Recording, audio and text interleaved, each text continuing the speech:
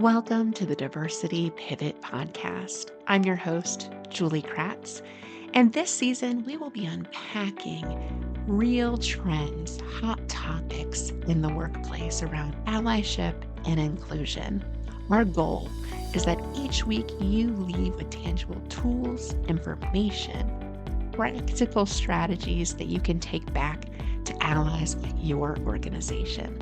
Let's dig in to this week's topic. Hey listeners, today's hot topic is a question I get quite often, and it surprises me because I feel like the distinction is really obvious and clear for me, but what is clear for some is not clear for others. So I thought I would shed a light on the topic of the differences between DEI and allyship.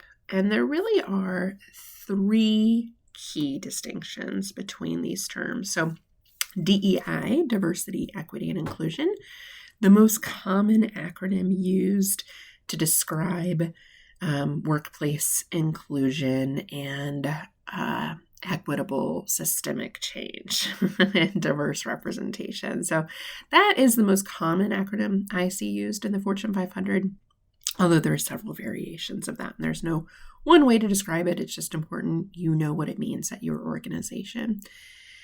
Allyship is really about individual actions towards systemic change. So DEI, I think about, is resolving issues of representation, therefore the D, dismantling bias and systems with the E, and creating spaces for belonging with the I. So belonging is kind of the output of inclusive behavior. And words are important.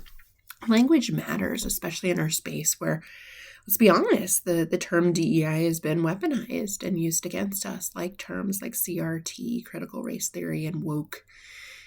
And it's unfortunate because I think if people unpack it and understand what it means, there's less fear when we understand what things mean.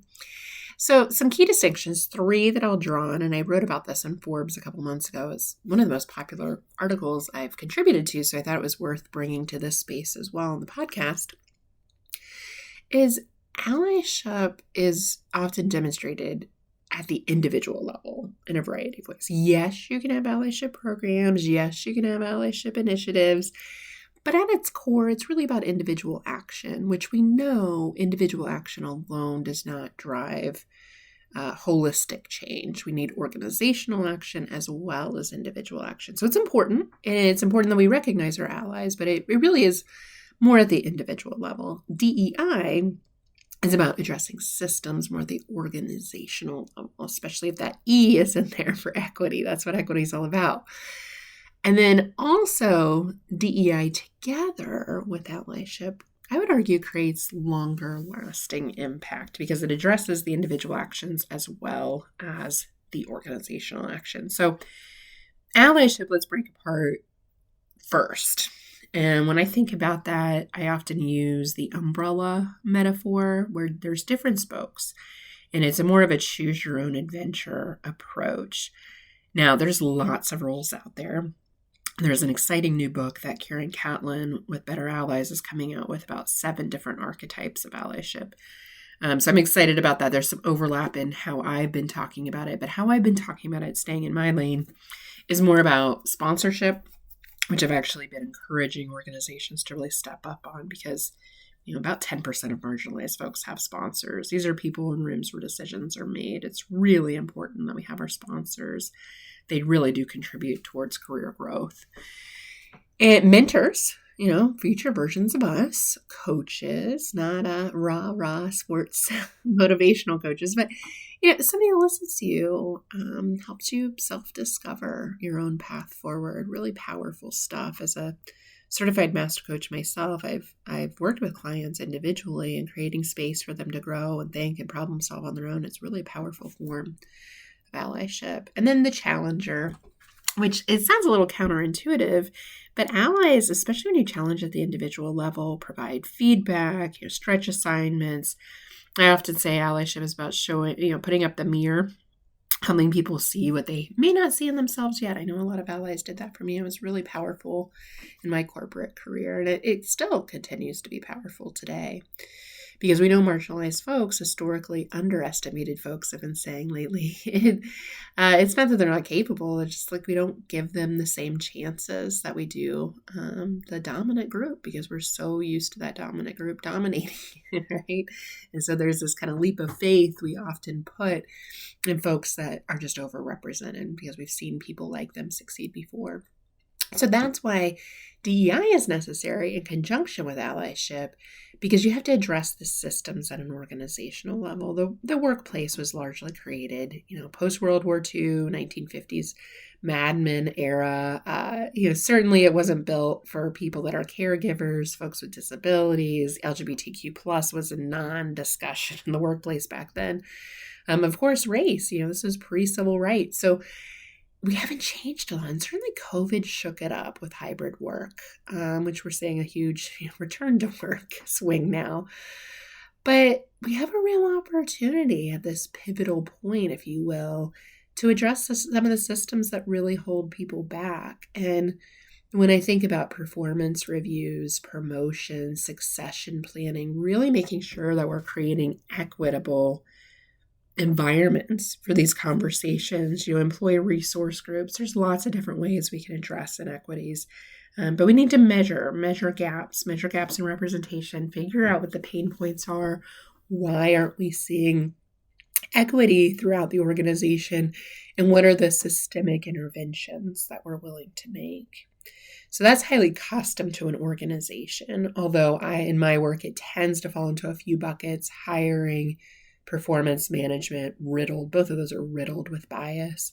Something like a sponsorship program, I work with organizations to develop systems to elevate those that have been historically marginalized and get the dominant group involved in sponsoring. So lots of different approaches there. But I find the most powerful approach is kind of option 3, door number 3, DEI with allyship. So together, having allyship programming, having ERGs that engage allies and help allies understand how better to support and educate, that in conjunction with DEI is really powerful. So what I find, if you can bubble up, it's kind of like a bottoms-up, top-down approach that ideally meets somewhere in the middle. Because we see a lot of organizations top-down, the board, investors, there's pressure coming in the C-suite, maybe a passionate CEO, but it doesn't filter down to the front lines. And then we see, frontline efforts that are done sometimes because, folks coming into frontline positions tend to be overrepresented by the historically marginalized groups. So they're likely to have that lived experience, that context to, talk about social issues. But then it doesn't get to the middle, right? That murky middle. So if you can bubble up DEI issues from a bottoms-up approach as well as a top-down approach, I really think that's the best way, ideally, to combo those efforts. So it's not DEI versus allyship. I hope what I've conveyed today is more about a multifaceted approach.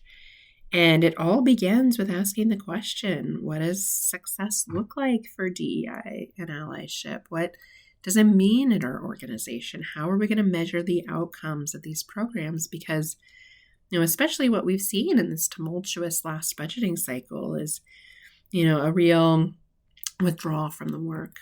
And if we don't have strong data, if we don't understand the business problem we're trying to solve with DEI and allyship, then it risks ebbing and flowing with the news cycle.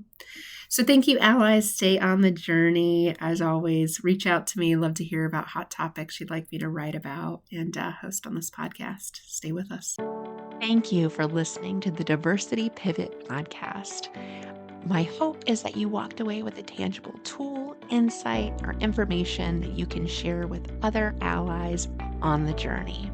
If you liked this week's episode, please leave us a review. Your feedback means a tremendous amount to us. We'll be back next week with another hot topic.